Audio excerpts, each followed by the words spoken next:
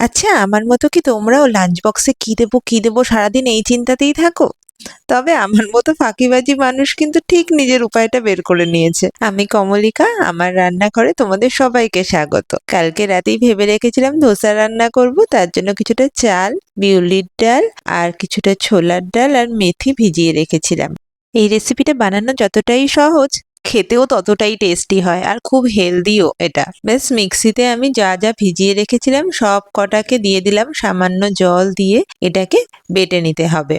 আচ্ছা, মেথিটা কিন্তু অবশ্যই দেবে, এটার জন্য কিন্তু টেস্টটা অনেক বেড়ে যায়। আর এটার যে পেস্টটা বানাবে সেটা কিন্তু একদম স্মুথ হবে না, সামান্য দানা হবে। এই দেখো, এবার এটাকে একটা বড় পাত্রে নিয়ে আধ ঘন্টার জন্য ঢেকে রেখে দেবো, ততক্ষণে সাম্বারটা বানিয়ে নেবো। সাম্বারের জন্য আমি অরহর ডাল ভিজিয়ে রেখেছিলাম, সেটাকে এখন প্রেসার কুকারে সিটি দিয়ে নেব। আমি শুধু জল দিয়ে সিটি দিচ্ছি, কোনো নুন হলুদ দিচ্ছি না। আর পুরোপুরি এটাকে গলাবোও না, সামান্য আধ ভাঙা অবস্থায় রেখে দেবো। এটা সেদ্ধ হতে হতে বাকি সবজিগুলো কেটে নেব। আমি এখানে বেশি সবজি নিতে পারিনি, আমার কাছে যা ছিল ঘরে সেটুকুই নিয়েছি, যার মধ্যে গাজর, বিনস, টমেটো আর পেঁয়াজ নিয়েছিলাম।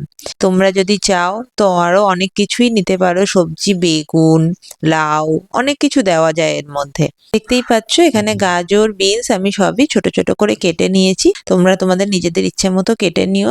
আরো সবজি থাকলে ভালো হয়, সাম্বার ডালে যে কোনো সবজি দেওয়া যায়, খুবই টেস্টি হয়। এবার টমেটো আর পেঁয়াজটাকেও কেটে রেখে দিচ্ছি, ততক্ষণে আমার ডালটাও সিদ্ধ হয়ে গেছে। এর জন্য কিছুটা তেঁতুল আমি আলাদা ভিজিয়ে রেখেছি, সেটা আমি পরে দেখাচ্ছি।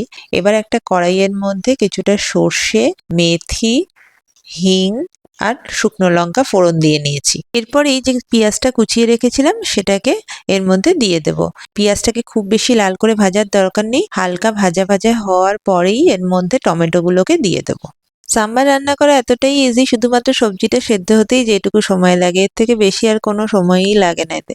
এর মধ্যে গাজর আর বিনসটাও দিয়ে নিলাম, তার সাথেই শুকনো মশলাগুলো দিয়ে দেবো। নুন, হলুদ, লঙ্কার গুঁড়ো আর বেশ কিছুটা সাম্বার মশলা। আমি কিন্তু এখানে রেডিমেড সাম্বার মশলা ইউজ করেছি 2 চামচ। এবার মশলা আর সবজিটা একসাথেই কষিয়ে নিয়েছি। আচ্ছা, এখানে কিন্তু আমি কারি পাতাটা না ফোড়নে দিতে ভুলে গেছিলাম, এটা আমি এখন দিয়ে নিলাম। সাম্বারে কারি পাতা ছাড়া একদম টেস্ট হয় না। আর বিনসটা যখন একটু নরম হয়ে এসছে তখন আমি এর মধ্যে ডালটা দিয়ে দিলাম। তবে ডালটা যে যেরকম পাতলা পছন্দ করো সে সেরকম জল দিয়ে নিও।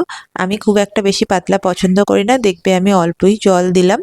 দিয়ে এবার এটাকে ভালো করে ফুটিয়ে নেব। মিনিট 5 ফুটতে দেওয়ার পর নামানোর সময় এখানে একটু তেঁতুলের পেস্ট দিতে হবে। এটা আমি ভিজিয়ে রেখেছিলাম তেঁতুলটা, এই তেঁতুল পেস্টটা দিয়ে দিলাম।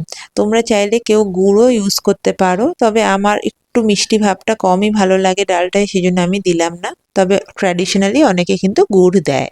এবার চাটনিটা বানিয়ে নেব, তার জন্য কিছুটা ছোলার ডালকে রোস্ট করে নিলাম আর মিক্সার গ্রাইন্ডারে কিছুটা নারকেল দিয়ে নিয়েছি। নারকেলের সাথে এই ছোলার ডালটা দিয়ে দিলাম, তার সাথে জিরে, 10-12টা রসুনের কোয়া আর সাথেই দিয়েছি কিছুটা নুন, তেঁতুলের পেস্ট আর দিতে হবে কিছুটা ধনেপাতা।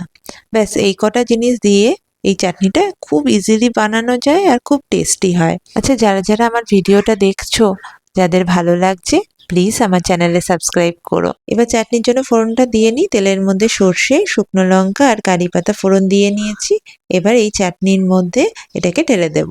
ব্যাস চাটনি রেডি। এই চাটনিটা ইনস্ট্যান্ট বানানো যায় আর চাটনিটা খেতে অসাধারণ হয়। এটা আমি যখনই ধোসা বানাই, রাবা ধোসা বানাই, আমি এই চাটনিটা অবশ্যই করি, এটা আমার খেতে খুব ভাল লাগে। ব্যাস আমার সব রেডি, এবার শুধু ধোসাটা বানালেই হয়ে যাবে।